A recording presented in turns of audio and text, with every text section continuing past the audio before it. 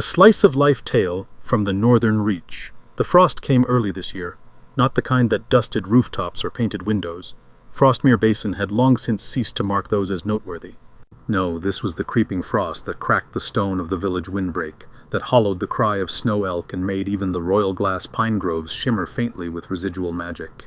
Sera Omberthall stood at the threshold of her family's low house, the wind cage in her hands thrumming faintly.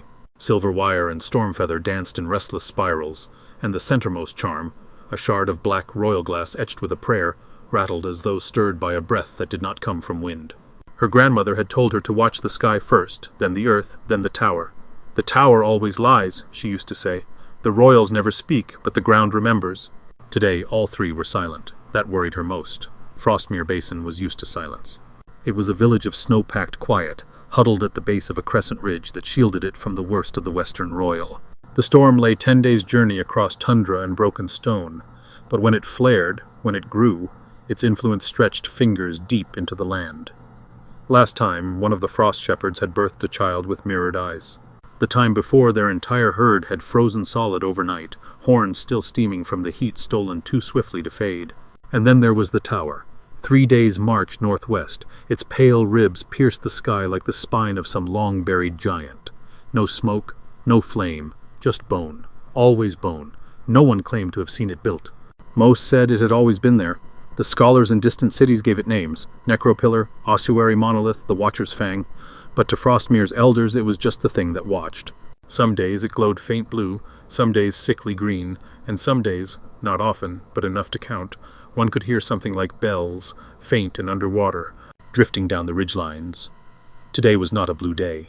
Today the wind cage shook, and the charms whispered of change.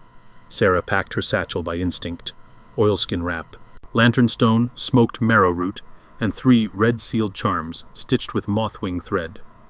At the last minute, she added the brass hook from the village altar, old enough to predate Frostmere's founding. Its shape curved like a scorpion's tail. Then she set out toward Thornearth Glade. The walk was long, the wind was longer, the path between Frostmere and Thornearth was unmarked, not because it was forgotten, but because the land itself shifted just often enough to make markings dangerous. Froststone boulders turned up where they hadn't been the day before. Entire gullies collapsed in on themselves after moonless nights.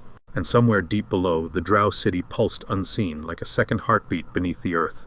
Sera had never seen a drow, few had, but every child knew the warnings.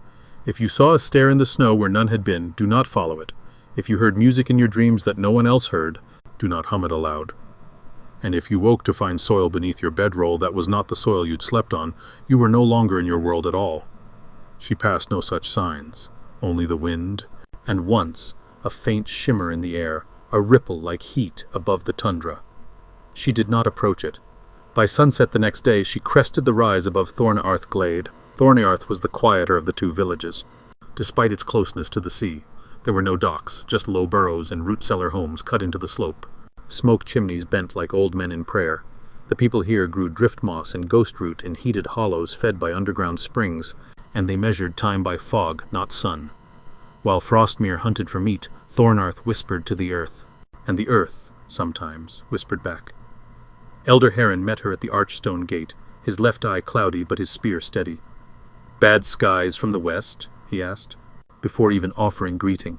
"Not yet," Sera said, "but soon. The cage rattles, worse than last time." They spoke little after that. There was no need. She was housed in the fire longhouse that night, along with a dozen others who remembered the last time both Roils had flared together. Around the shared fire, stories were told.